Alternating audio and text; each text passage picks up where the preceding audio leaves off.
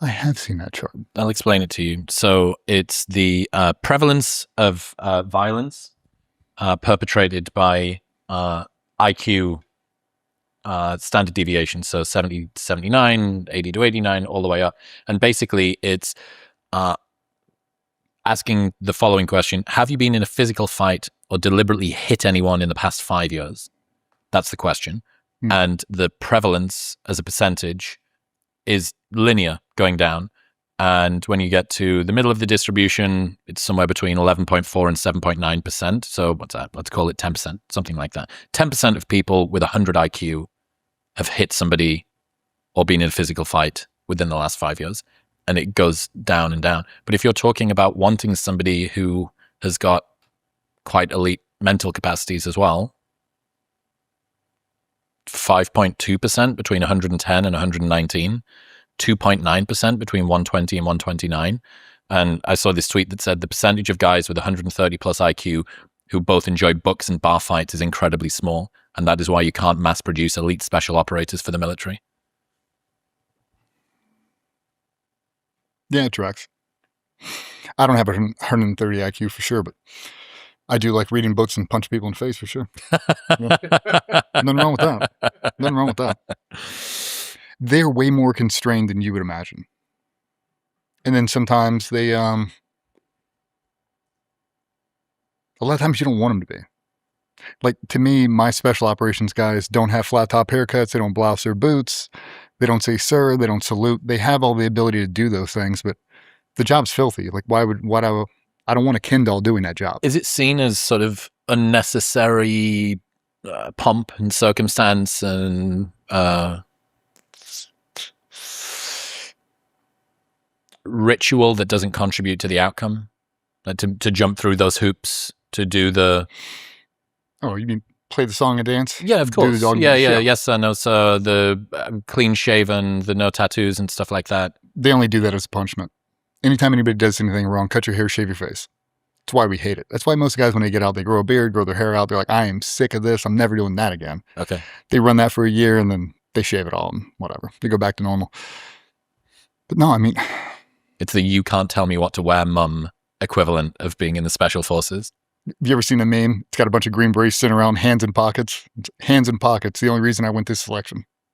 I want to be able to put my hands in my pockets and spit Copenhagen on your floor and grow a beard. And no, like I want to be a 1%er. Mm-hmm. Yeah. And you're allowed to do special things. You said it's more lawless than people might realize. What do you mean by that? Everything's black and white. Special operations find a way to live in that gray area. Gray area navigation tours, running every 30 minutes. We will find a way to navigate through the gray area to get to the end state. As long as we know what the why is, what we have to get accomplished, we'll find a way to get there. And sometimes it's not pretty, but I mean, I'm pretty honest. I'll break every rule in the book right now if it puts the team in a better position. Even if it puts myself at a disadvantage or threatens my career, maybe even my life. If it's good for the group, I'll do it anyway. But not lawless in a sense like people aren't murdering people. There's no rape, not a lot of drugs anymore. But there's not a whole lot of guys who transition to be police officers. Too constraining? Too constraining. I don't want to be constrained. I don't like it. Because everybody asked me when I got out, like, well, I don't want to be a cop. You can go to FBI. Absolutely not. I love those guys. They're amazing. Nothing but respect. I can't do that job. I'm in the gray area too much. I just am. But I'm open and honest about it. I don't hide that a bit. I think this is what I was trying to get at before when I said the modern world being incompatible with some of the ugly parts of war. That if you're focused on outcome, if you're focused on the ends, the means can sometimes become up for debate. And the ends are often not scrutinized, but the means are by people. Does that make sense? Mm-hmm. Yeah. And I'm trying to find a way to word this. I've never seen anything in my military career that I would even put morally questionable on any level. Not for a cop, not for a fireman, not for a school teacher. Everything has always been above board. But there are times where you just want to hoist a black flag and start slitting throats. You just do. Like, I can't believe we're going to put this dude in the back of this helicopter and let him loose. I can't believe we're going to let him do it. Because you know that he's a bad guy. Yeah. Or some of the things you see, some of the things you know that you're doing, you have, because it's not an assault on you, but some of the stuff they do with children, it's so disgusting that if I didn't have that flag on my arm and I was just a tourist, I'd kill you. If I get away with it right now, I'd just kill you. But because I have this flag on my shoulder, now I can't. And now I resent the flag because I can't do to you what I know needs to happen to you. How does that feel, that systemic constraint when you've got righteous anger? It's hard, man. It is. It's hard, especially when you've lost friends or, Extortion 1-7 happened in August of Extortion 17. Had a whole troop get killed. Kilo got shot down, killed everybody on board, 31 guys. Having to back those guys up on deployment in that exact same place, living in their beds. If I'm being totally honest, I just wanted to kill everybody. And to not be able to do it, it's hard. Because you have the opportunity. It's like, he's not doing anything bad now. Okay, I guess I got to put you in handcuffs. They're on a helo, drop you off here. They'll put you in a detention center for 10 days. They'll release you. I'm like, okay. They wouldn't do that to me. If they wrapped me up and put me in handcuffs, they would saw my head off in 15 minutes. Now we all know it. It's not fair. Have you been tracking this fallout after Rob was on Andy's show talking about the Osama raid? Yeah. What do you make of that? I hate the fact we're even talking about it, if I'm being honest. Like, they did such a good job about not talking about it. I mean, Rob was my first team leader. So, I know Rob. I owe a lot to Rob because Rob drafted me and brought me in. I wish nobody would have ever said a word. When they left to go on the raid, I didn't know where they were going.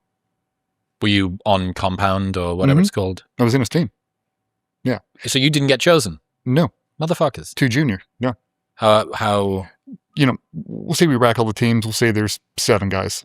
1 to 7. They took 2s and above and took them all from every team. Those are the guys. Oh, interesting. It's the first time they ever did it. So it's closer to being. And how many people in total are? Can't talk about it. No. Okay, fine. We'll talk about it off screen way less than you think. Cool. So it's closer to me. What it sounds like. I'm living the sports analogy. It's more like having a league of teams, and then you've got the Steph Curry or the Kevin Durant from each team. Yep. And then you're able to take the top filtering. Does that not create that? Surely that must create a lot of animosity, a lot of resentment. Some of that, but complex. Yeah, because hang on, who the fuck? What? I'm number fucking 6, am I? More so complexity that the verticals of the teams have got culture baked in, and as you start to take people, perfect example, when players come together to play for their national team, when they've played for rivalrous local teams. Yep. That doesn't always work well. Sometimes a team which has the maximum player stats for each individual player, but not the cohesion, doesn't necessarily perform as well as a vertical team that does have the cohesion with somebody that's got less experience or whatever. Look at me, sat in the stands talking about how the special forces should be run. I mean, that's how it's always been ran. Take a team, take a troop, take a squadron, whatever it is, and you go out and do the thing. They cherry picked from inside of the same squadron, and none of us knew. I didn't know. We knew they were spinning up on something, and they would tell us, like, it's some bullshit training mission. Like, it was my first cycle. I had just gotten through selection, and all of them are like, enjoy your first rotation. He's like, you ain't missing shit. Trust me. This is going to be a dog and pony. We're going to waste our time, and nothing's going to happen. Promise you. About 5 days before they went to go do the thing, we all came in, had a big blowout. Dudes are buying new watches, buying $1,000 sunglasses because they didn't think they were going to come home. We all thought they were going to go get Gaddafi. So when Obama walked out and did the news announcement, I was in my living room with my wife, with my shooting buddy on speakerphone. And as soon as they said it, screaming, like so proud. Because you knew that was... Oh, yeah. Oh, so happy. Never been more proud of my fucking life. Oh, my God. And then we came back and everything started to roll out. news cameras everywhere. They're coming to people's houses. They're out in town. You go get a beer, they bump into you. Like, they're constantly trying to dig in to see who you are. They're trying to film you. I mean, it became a zoo, and it Messy. stayed like that for a long time. Has it ever been more highly scrutinized than around then? No. It was unlike anything else I've ever seen. That kind of launched the SEALs to some degree, I think, in the public consciousness. I mean, they had a couple big ones before then. You know, they had June 28th with Marcus Luttrell, Lone Survivor. That got into fanfare. I mean, that was an operation gone wrong. In 2009, they had Captain Phillips. They rescued Maersk, Alabama. That was another huge one. Same squadron. So, yeah, like, been knocking these things out for a bit. So when that thing happened, the thing that pissed us off the most is right after, so you got to think May 2011, that happened.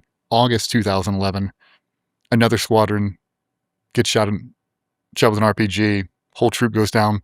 The amount of people, and the people today that say that was an inside job, I wish I could launch you in Afghanistan, do a raid, and kill you. It is the most disrespectful thing I've ever seen in my life. Why do they think it was an inside job? Because apparently that squadron knew too much about the UBL raid, and we got to kill them off. The fact that people say that, you got 95% of those guys are all married. So now all their kids, they all read that shit. They read those comments. They watch those YouTube videos of these disgruntled fat army guys talking all this nonsense, and now they don't know. It's like, Mom, did the government kill Dad? No. He's like, this guy's a green brain. He says they did. You're like, oh my God, here we go. It's the spins his hateful narrative. It's the Sandy Hook parents equivalent in reverse for war. It is. Caused a lot of doubt, though. Caused a lot of doubt in people. You're like, that's absolutely not possible. It's not possible. No one would ever do it. Nobody. Yeah, it seems to me, I mean, again, sat in the rosette of the stands talking about what the fuck goes on in the American military, a country that I've only just moved to. The fact that things are heavily scrutinized, that war stories have got a kind of allure and romance and sort of sexiness to them, means that the dose response of information being put out is so unusually magnified.